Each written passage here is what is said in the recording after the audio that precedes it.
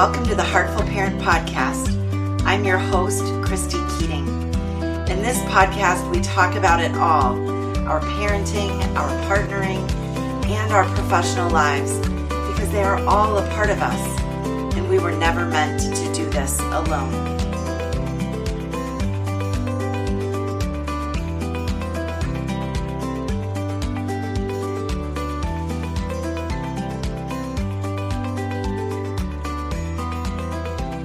Hey, everyone, and welcome back to the Heartful Parent Podcast. I am so happy to have you here and to be diving into another episode in the podcast as we are, well on our way with year 2 of the Heartful Parent Podcast. So really excited. And the episode today is something quite a bit different than what you've heard from me before. And I think it's going to be something really fun and interesting for you to listen to.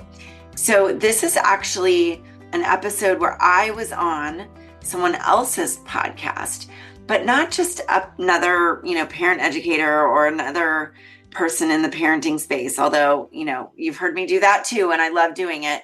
Did that a while back with my friends, Casey O'Rourke and Amy Lang. But this is an episode on the podcast of one of my former clients. So you are going to get to meet a woman who I had the great privilege of working with and coaching. Her name is Providencia Lopez. And Providencia, or Provi, as I call her, and she is called by many, is just a really incredible woman. She lives in the Atlanta area with her 2 daughters. And when she came to me in late 2019, she was in a really, really bad place with parenting. She was fairly newly sober and really struggling to connect with her especially her teenage daughter. And then, to make matters even more complicated, COVID hit. So Provi has come such a long way, and she has engaged in all these different sort of methods of healing herself and moving forward and becoming just a really incredible mom and building an entirely new relationship with her daughters and a new legacy. And so she invited me onto her podcast she called it Bridging the Gap, which was a series that she did on her podcast, Healing Your Providence. And it's a really fun conversation where you'll hear Provi just has an amazing energy. She is so open and energetic and has a lot of self-awareness and has just grown so much. And so I am really excited for you to kind of get to dive in and hear about the work that I do from a different angle as she interviews me about our journey together. So Provi will be on my podcast again down the road. But until that happens, please enjoy this episode of Bridging the Gap with Providencia Lopez. Everyone, I am so excited to bring to the Bridging the Gap stage as we bridge the gap today from heartful parenting to sobriety. How does that look? What does it feel like? And a lot of the tools and techniques that you helped me use. Because you remember when I first called you, I was like, all of my friends are laughing at me. Being a Black woman coming from, we had the discussions and we'll talk about all that here. Yeah. How long has it been? Oh my gosh, Provi. Okay. I should have looked at my notes and I can do it. I think you first reached out to me in 2020. We were in the thick of the pandemic. Right. I think it was 2019. It was on the tail end of 2019. And then the pandemic hit. Yeah. I think you're right. And then, gosh, we last worked together. It's been 24 months, a couple years. Yeah, I want to say the last time we worked together when I was in Kentucky and I had my bonus daughter, Lizzie. And we were trying to unpack a lot. So y'all, when I bring people to the stage, I want y'all to know that it is stuff that I have tried. I am not bridging the gap with modalities of healing that I have not tested, invested into. And first and foremost, I just want to just thank you for all the work that you've done with my family, even my bonus family at the time, because when I think about all the work that I've done, it really started with you. And we're going to talk about the tattoos. We're going to talk about all of it today. That is one of my favorite stories to tell. I was like, I had this client who tattooed stuff on her wrist. Listen. So I am so excited. So Christy, thank you so much. So without further ado, share your story and how you got into Heartful Parenting, your background in the legal, because we talked about all of that, but I just want you to share your story because I could go on and on. I'm going to give you all your flowers by the time we get done with this.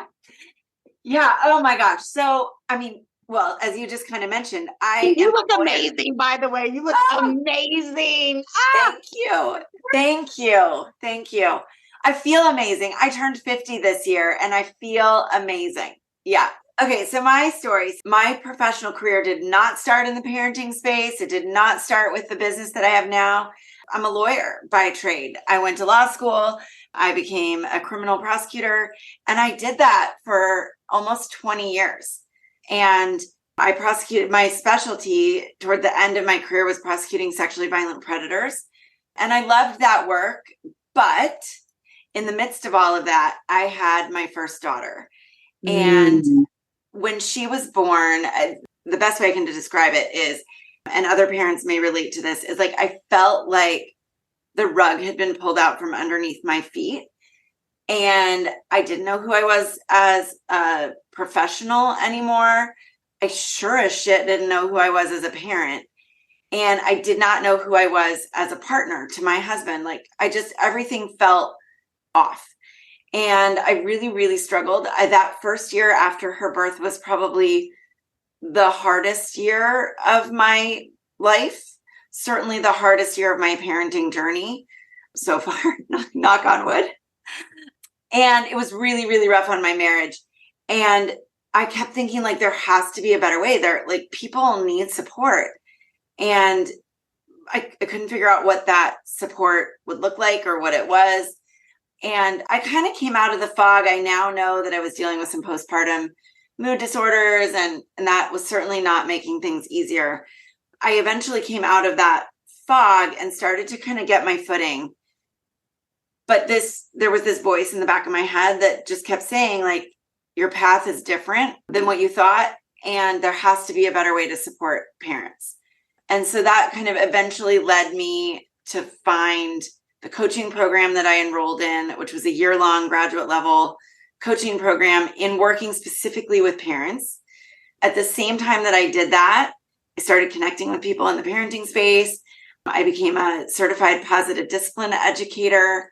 And, I've added other certifications into the mix as I've gone along, but all with the goal of figuring out ways to support parents and help them support their children that felt heartful and whole and allowed parents to raise kids who are what I now call brain and body safe, right? Mm-hmm. So I also now do work in the sexual abuse prevention space and the sexual assault prevention space, because that's the body safe piece, right? And all of our children deserve to be body safe.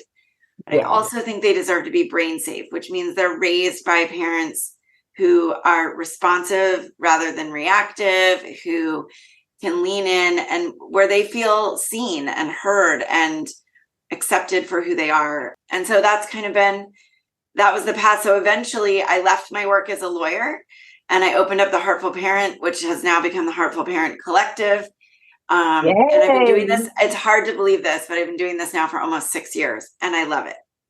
That is amazing. Congratulations to you, Christy. Like, I am so appreciative of your journey and how you got here and just being so, I like to call it radically honest, like being so radically honest about where you were and where, when you first had your daughter, because when you have kids, it shakes up your entire life. And even at 16, I am still shooketh. I will walk around. Look, I was walking around Forever 21, like, pause, pull back. It's what I respond. I'm listening. I need to listen more. Like, where am I not showing up? And we'll get into it a little bit, because I would love to share my story briefly about how I came to you. And it was in a positive discipline space. And one day I just poured my heart out, like, my daughter, like, I am just so tired. Like, I need help. And a lady ended up sending me your link and was like, why don't you try her? Like, have you ever thought about a parent coach? So, with brown and Black people, we just gonna air out the laundry. All my friends like, girl, you crazy. Like, let me know how that works out for you. And I was like, well, if it's an opportunity where I can get better, because, I told you my history with my mother. I had a lot of mother wounds, needed to work on a lot of forgiveness. And I did that, a lot more of that, after I moved back to Georgia after working with you. I really sat in a container just for that. But like, when I first initially brought it to my friends in my community, everybody laughed at me. I remember. I was a laughing stock. And then they were like, when it don't work out, you need to give me $1,000 since you got it like that, And I was like, wait, y'all, listen, like, I'm trying to do everything. And one thing that I can say, the first assignment when I had with you, and I tell people this all the time. I remember this. You remember our first assignment? I was like, spilling my beans, crying all over the place, just a mess, y'all. Like, y'all don't understand. Just this parenting stuff has no handbook. And thank you for coaches to bridge the gap with where we are. I was like, I just don't want to be like my mother. And you said, well, for your first homework assignment, I was like, yes, I'm taking notes. I'm ready for like a whole, we're going to do, you were like, I want you to just give her a hug. And I was like, hug. And lost her mind. Like, you want me to give her a hug? I was like, first of all, we don't do all that extra lovey-dovey stuff. And so I remember her looking at me, and I'm looking at her, and I was like, my homework assignment with my parent coach is to give you a hug. And she was like, every day. I think I made you do it every day. Yes. I just, so I'm really grateful for that. We still hug. I'm going to actually go give her an extra hug today, since, me and her, we had our little moment this morning. You get extra hugs today. She over here giving me the side eye. But so it was such a beautiful space. But what I really wanted to bring this container for us about was that the hardest bridge for me in a sober container was when it starts to get riled up in my sobriety. What are the things that I need to do? Yeah. And one of the main things that you always made me focus on was self-care. What are you doing for yourself? At first, like when I first started, I was like, I got my nails done, got my toes done, got my eyebrows. You were like, you cute. Let's go a little deeper. Yep. As I'm sitting here with my nails all messed up right now. But it was like, let's go a little deeper. And when we started to really dig into a space of healing and what I needed, what I realized was that I was definitely pouring from a super empty cup. Yep. Like the cup was so, we was all going through pandemic at the time. We were all trying to work from home, dealing with the kids and riots and all this. So we were all pretty much depleted. But what I realized in my regular life outside of work was that I was pouring from an empty cup. And by the time Zayla or Zoe had done anything, just being children or just doing their thing, it would fly me off the handle because I didn't realize I had not supported myself the whole time. I was just giving, but I had not poured back into myself. And then, so like, I just loved how you made like a list for me. We would go over the list, like, what have you done this week? What are you doing for yourself? And what are your plans? Can you share a little bit how, bringing those different modalities of self-care, making parents acknowledge that you need to take care of yourself helps with parents in the parent coaching space, as well as sober parent coaching, for people who are sober? Yeah. Well, it's funny because when I do work with clients, every client, I always ask that question, like, what are you doing for yourself? And parents are like, no. Like, I want you to fix my kid. Yeah. Fix them. Like, right? I'm not the problem. Right. I'm not the problem. Fix them, make them listen to me, make them respect me, make them do whatever, whatever, whatever. And what we really have to recognize as parents is we can't actually make them do anything, right? The only person that we can control is ourselves. And I realized, as I described that first year after the birth of my older daughter, and I didn't mention, but I have since had a second daughter. And that experience the second time around was so incredibly different because I learned from the first time around and I supported myself differently. I asked for support differently. I wasn't afraid to ask for help. And so I started to learn, like, if I don't fill my own cup first, right? As you said, you've got nothing left to give. You literally cannot pour water out of an empty cup any more than you can pour yourself into your children when you have depleted all of your resources. Yes. So, with you in particular, Provi, I mean, it's not really different than other clients, but we were in the thick of a pandemic, which obviously we've, essentially come out of. And I knew that you were desperately wanting to maintain your sobriety, that was incredibly important to you. And we couldn't do those things without you taking care of you. Right? You can't maintain sobriety if all you're doing is give. Because then the way you fill yourself up, right, if you need something, is going to be with a substance. Yes. And that's so true in parenting as well. Like, we can't give to our kids and expect to be able to keep giving without either pouring into ourselves or losing it. And unfortunately, we get sold this bill of goods in our culture. And that parenting is natural. It's easy. Like, you should just know how to do it. Right. Just click on. Right. And then we watch, TV and movies, and we see this like sort of idyllic vision of what a family should look like. And I'm not saying that that's not to a degree possible, but we're never told how to actually do it. And the messaging, right? The messaging that parents, and I will say moms in particular, get is that the way you achieve that idyllic vision of your family is to give. And the virtue of women, like, it's considered a virtue to be selfless. But if we break down, and Glennon Doyle, the author Glennon Doyle, talks about this, if we break down, what does selfless mean? Without self. Well, if we're without self, then what do we have to give to anybody? Right? I mean, that's just crazy talk from where I'm sitting. So we had to dig in with you, and I do this with my other clients, regardless of pandemic. We have to talk about, what are you getting for you? Because you were a person before you were a parent. You had, right? And you're still a person, but we sometimes lose that identity, right?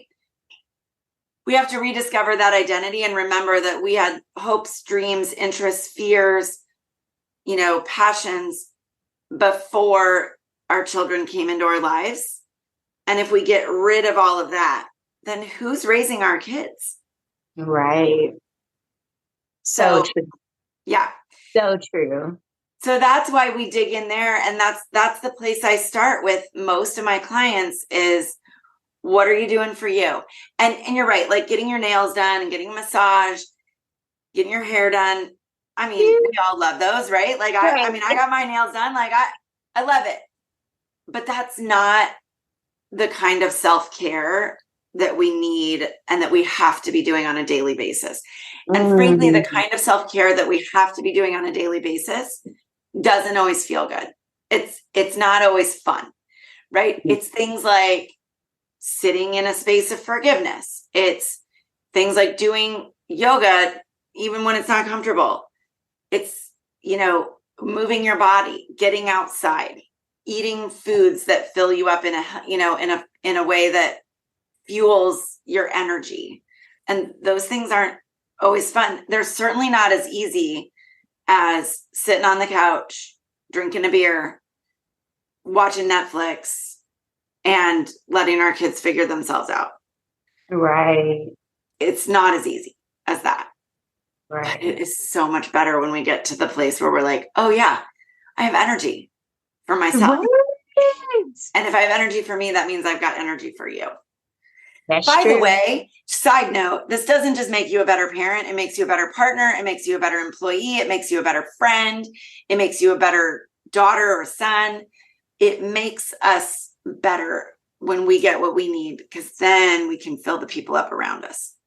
So true. So thank you for saying that, because a lot of times people don't understand that you're going in for one thing, but including my tattoos, we're going to get into about the tattoos, y'all. You go in for one thing, but it's almost like all encompassing, because even when I was working on a blended family in Kentucky and we had issues in our personal relationship, and I would call you, I'm like, this is going to affect the way I parent, and I want to get ahead of it before I get behind it. And when you're in containers and you're understanding conscious parenting, and instead of running away, you decide to lean in further.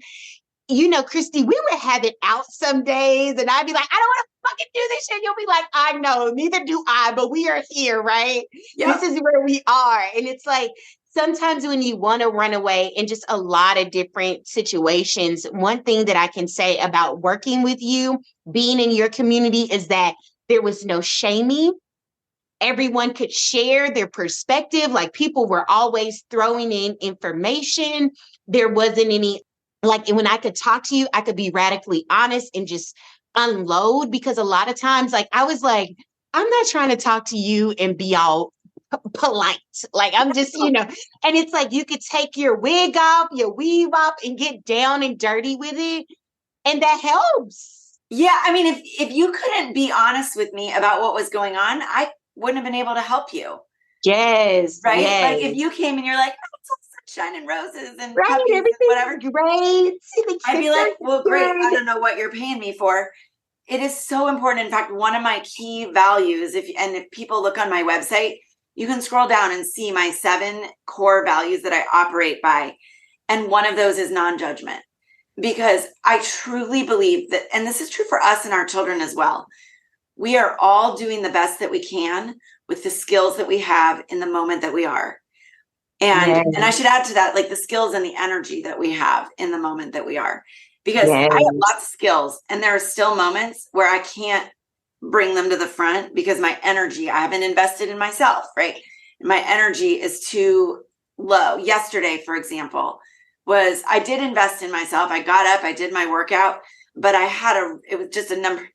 People hacked my email. All these things happened. It was a rough day. And I needed more poured into me than on a regular day. And so I was not showing up as my best self. Now, thankfully, I have a partner who said, hey, babe, I got it. I got it tonight, because I know you need some extra time, right? So I'm really, really grateful for him, because he also shows up in those ways, right? When I need him to, and I show up for him. But yeah, it's just, we all have those moments. But if we come from a place of believing that everyone is doing the best that they can with what they've got available to them, skills and energy wise, then we can sit in a place of non-judgment and say, okay, here's where we are. I know, though, that this isn't where you want to stay. So how do we move you forward? And one of my other core values is growth. So how do we move from here to here with, integrity and with, like, showing up as who we want to? It doesn't serve me or my clients to sit there from a place of judgment and say, oh, well, girl, you messed that one up. Right. And what I also loved about you, Christy, was that you always told the truth when you messed up. I was like, oh, she has slip-ups too. And we'll talk about repairs, because I use repairs everywhere I go. Like, I had to give a lady a repair for every 21. I was like, look, I owe you a repair. She's like, what? I was like, I can show up as my best self. But like, it'd be an amazing world if everybody could do that. Right. I mean, it took me a whole week, but once I got back in there, I just had to give it But I use your system with me everywhere I go. And it's not just with my children, because like whenever I talk to my children they'll say, I owe you a repair. Zoe comes and says, Mommy, I owe you a repair. I wasn't being very nice. And I'm like, over here, thank you. Thank you. But it's like, you are like sprinkled all over my life. And so let's talk really quick about, for me growing up, my mom never offered an apology. So a repair is what we would consider in your coaching container, Harpo Parenting Coaching Container Collective, is an apology. Yeah. And for me, I never experienced a parent to ever give me an apology. So now when I see myself not showing up as my best self, or I can feel myself, now I can catch it. Like, for instance, I told the kids, we have a lot of repairs going on. Mommy already has a lot of anxiety. We got to move in a couple of days so I can feel the coming, you know? I need everybody to maintain their lanes. If you deviate from that, let's have a conversation. So for me, it's like I'm already being radically honest with my family, letting them know this is what I'm feeling. You know, we got to move in a couple of weeks. The last time we had to move for this same situation, our dog died. So I'm not really feeling this space. I don't feel safe in my body. I don't feel safe in my home. But when I feel myself getting upset, or I do get upset, I offer the kids a repair. And that has been a game changer in our relationship, just to be like, hey, I didn't show up the way I know I need to show up, or I should have shown up. Let me offer a repair. And then you remember I would go like weeks and I'd be like, it's been 2 weeks since I've gotten upset. I do. I remember this so well, Provi. And I tell this story sometimes because when we first started working together, and I don't think you'll mind me saying this, like you were in a rough space with parenting. I mean, that's why your homework was to go hug your kid, right? Yes. Yeah. Like you were in a rough space and there was a lot of tension. The connection between you and both girls, but especially your older daughter, was really broken. It was right. There was still the connection there, but that rope was real frayed, right? Right. It was raggedy on my end. Yeah. Raggedy. It was real raggedy. And you were in a place of kind of anger and resentment and frustration and all of those things. And so there was a lot of yelling happening. Right. And I know there are parents listening to this who are like, oh yeah, I get it. I've been there. And so you and I had to really sort of like back out of that and talk about, I mean, obviously we worked on skills, and I know we're going to talk about that a little bit, to like both the self-care and then just to parent through things better. But we also talked about the fact that we all are going to find moments where we don't show up. And you're right. I share all the time. In fact, on my podcast, I talk about the times when I don't show up in all the ways that I know how and all the ways that I teach others to do. I still screw it up. I still get it wrong sometimes. And I put that in quotation marks because I don't think there's a right or a wrong. But I know when the way I'm showing up is what I want for myself and my kids. And when I don't do that, the repairs is what we worked on. And so, you know, a repair is not just saying, oh, I'm really sorry, and moving on, right? And a repair is also not saying something like, I'm really sorry you feel that way. Right. You got to own what you did. That is a BS repair. Yes. Right. That's like, I'm going to pretend I'm taking accountability, but really the fault is in you for feeling like that. Yes. I'm so sorry you feel like that. You're right. So sorry you're over there. Yeah. That is not an apology. That is not. And that's, I'll be really honest. Like when I was growing up, my dad was not great at repairs. He still struggles with them, although he's getting better. And I love him dearly, but he's still working on it.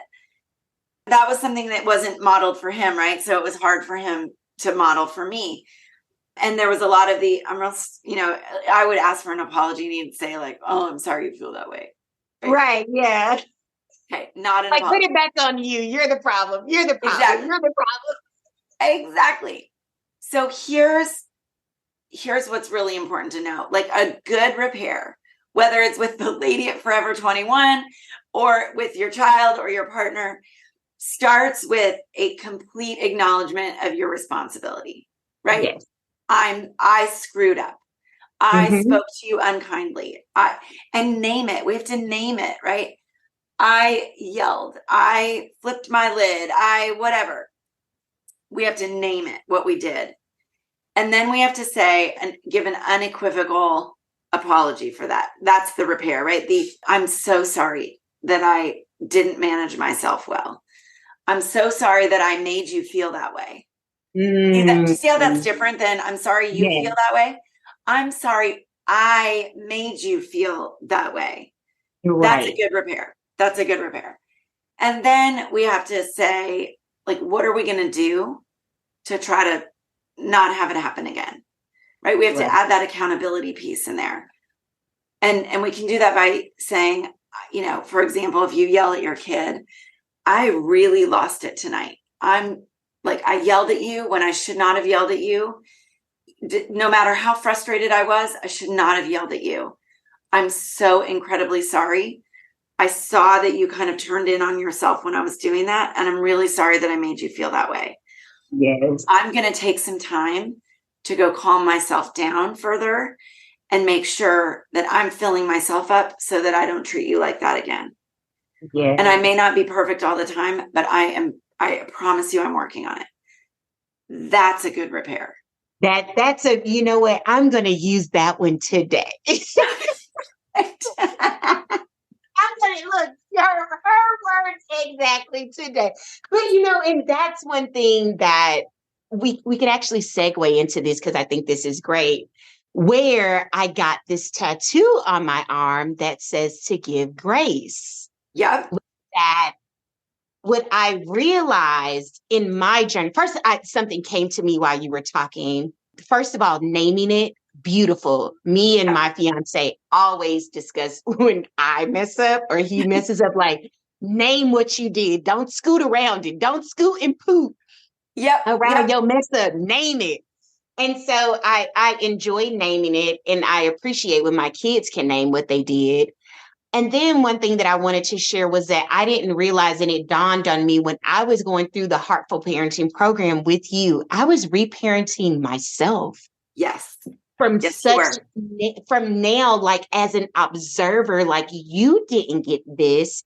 How do you expect to give something that you've never got? And so as now that I'm looking back over it, I'm like, I had to go back in and reparent myself, give myself more hugs, give myself more grace. And that's where this tattoo, y'all, I got 2 tattoos, one that says just breathe, look with my brackety nails, and the other one that says give grace. And these 2 tattoos were such huge moments in my life because when I was giving the repair, you remember, I would be so hard on myself. I would be like, I got 2 weeks in. I got so upset. Like, we were all going through it. Like, I couldn't take it anymore. And I yelled and I was like just going in. And, I call it my nuck if you buck season. And you would say, but Providencia, look how far you come. Like, give yourself grace. And one day you were like, just breathe. And like, we kept ramming in, like, give yourself grace.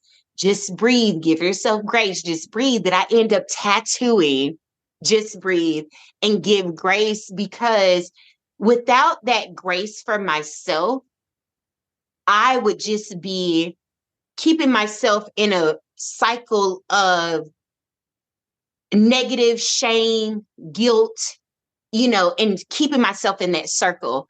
But when I could pull myself or throw myself out of that circle and be like, no, give yourself some grace. Like, you're not to give excuses, but give yourself grace, understand what you're going through, understand what all this is, and just breathe through it. And so, because, I would always tell you, I'd be like, oh God, I just don't. And so now I still do. I look at it and I'm like, okay, just breathe, and just take that clearing breath. And so that's one thing that I invite all the parents, if you're listening to this today, because I'm going to try to get it downloaded, like this is my work today. And I'm just so grateful for you being here, is that if you are in need of help, There are coaches that can help you, that can support you, like Christy, and we'll talk about how they can reach out to you. But as a parent, we have to own what we did, be accountable, offer repairs. Yeah. But the icing on the cake, the sprinkles that we all need is grace. 100%. I mean, yes, you nailed it. You nailed it and that goes back to that non-judgment, right? We also need to sort of approach ourselves from that space of non-judgment because we're doing the best that we can with the energy that we have in the moment that we're in. And you're right. There is this reparenting that has to happen, even for those of us who felt like we had loving, supportive parents. There's still stuff they did that didn't serve us, right? Right. And so we can, in the course of our own parenting, give ourselves, our own parents, and our children grace when we offer to our kids what we might have needed in that moment when that was us, right, as the child. Yes. The other thing I wanted to say as you were talking that really I think is so important to hone in on is, when we're talking about these making repairs and giving ourselves and our children grace, that is a difficult concept for many, many parents because many of us were parented with this idea that the parent is supreme and the child is subservient, and that it is the child's job to be respectful to the parent, to do what the parent says the first time they say it, etc. Right. And this idea of making repairs takes us more into a space of mutual respect. Yes. And the idea that our children, by virtue of the fact that they are human, are deserving of our love and respect. Yes. Right? Respect is not something that is earned. Respect is something that is deserved by everyone. Now, you as an adult, not you specifically, Profi, but an adult can lose my respect, right? Yeah. With their behaviors. They can lose my respect. Right. But we start from a place of respect, not that you have to earn it. So that mutual respect is sort of embodied in the idea of making repairs, because I think a lot of parents, certainly from like our parents' generation, they didn't care. Well, they came from the attitude that like, I don't owe you an apology because I'm more than you. You're the one that's supposed to give me respect. Even really loving parents, from previous generations still came from that, like, respect is earned, and I'm, as the parent, you must respect me. But here's the deal, and we can look at this in our adult lives. We don't give respect when we don't feel respected. Very true. Very true. So if we can make that little switch, and then I guess the only other thing I would add is, I talk a lot with clients about coming up with a phrase or something that they can use when they're struggling. And my favorite story to tell is about my fabulous client, Provi, and I don't use your name because I always maintain privacy, but I say I had this client who took this so seriously, and these words resonated with her so strongly that she tattooed them on each of her wrists. Yes. And I love that it is still serving you, and it will forever. It will serve you. Ever. And you remember it was the pandemic, and he had to sneak in my house because, no one was supposed to leave. And we did I believe it was 5 tattoos, and I got double Z's on the back. But these 2 were my favorite. These 2 were by far the ones that I put into practice every day. If I'm walking, if I'm talking, I'm like, give them some grace, give yourself grace. And so I want to share with my community, how can people get in contact with you? I will be signing back up, just so y'all know, if you want to check it out, with Christy next year to jump back in the Heartful Parenting group. Yeah. As always, we always need support as parents. But if people need to get in contact with you, how can they call you? Such a great question, Provi. So if you go to my website, theheartfulparent.com, you can find all my info. I am also on social media on Facebook and Instagram at The Heartful Parent.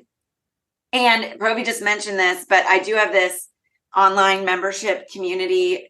We have people from all over the world at this point. Yes, all over. From Australia, the UK, all over the United States. It's called the Heartful Parent Academy. And the great news, Provi, from when you were in it, is I redid all the content. Nice. And because I got official licensing from the Positive Discipline Association. Yes. Yep. So there's like some phenomenal positive discipline content in there. And so I re-recorded. It makes much more sense. There's like, you can, when you sign up for it, you can add on, you can get a workbook that's no joke, over 300 pages.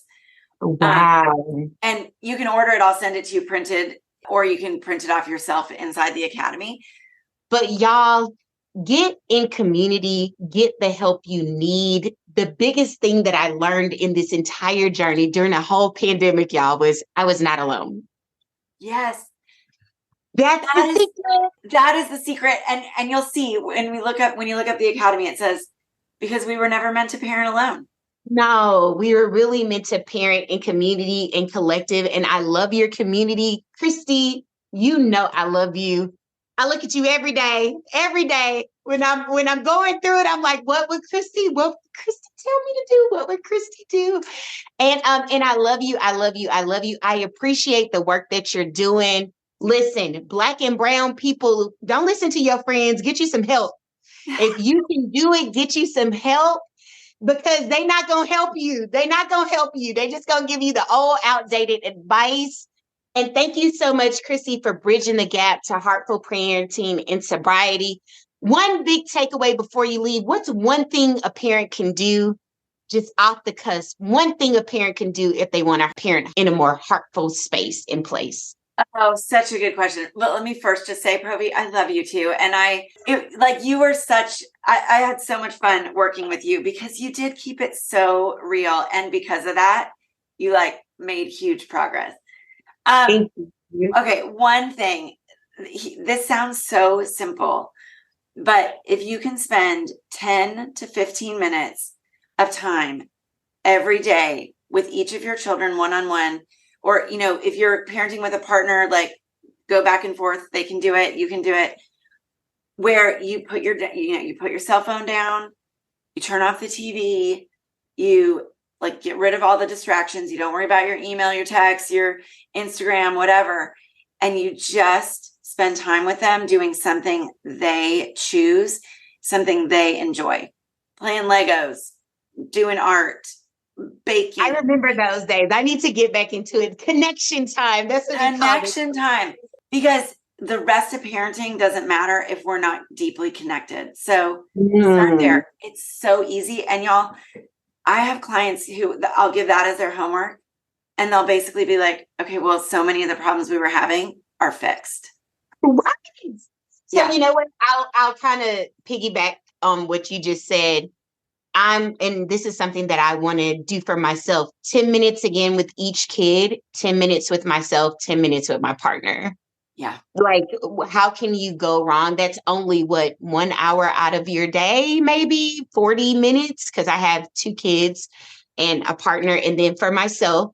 So if you do a 10-10-10-10 rule, maybe, you can't go wrong with that. Well, and, I hear people say, I don't have time. But here's the reality. We have time for what we make time for. Yeah. Right. So true. We have time for what we prioritize. And if our relationships are what we want to thrive, we have to prioritize them. And 10 minutes isn't a lot to ask. It's not. Christy, I love you. I love you. Yeah. So y'all check out Christy. And this is the end of the Bridging the Gap series. Peace. All right. I hope you all enjoyed that episode. Like I said at the beginning in the introduction, definitely something a little bit different. And I obviously shared a little bit about my journey. Some of that you may have already known, but you also got to hear through the conversation about Provi's journey and about our journey together as coach and client. And I hope that it was something interesting, something fun, and maybe gave you some ideas for your own parenting journey, because, this journey is not an easy one. It is definitely one made easier with support, in whatever format that takes for you.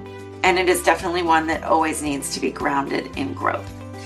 And that's what the Heartful Parent podcast really aims to do. My 3 core values are integrity, growth, and connection. And I hope you saw those shine through in my conversation with Provi. Next week, we'll be back with another episode of the Heartful Parent Podcast. I'll leave what we'll be talking about next week as a surprise, but I'll give you a little teaser. Again, I think it'll be something a little different than what you are used to. So join me again next week for another episode of the Heartful Parent Podcast. And as always, thank you for listening. Drop those 5-star reviews, share these episodes, and let me know how I can support you. See you soon. Cheers.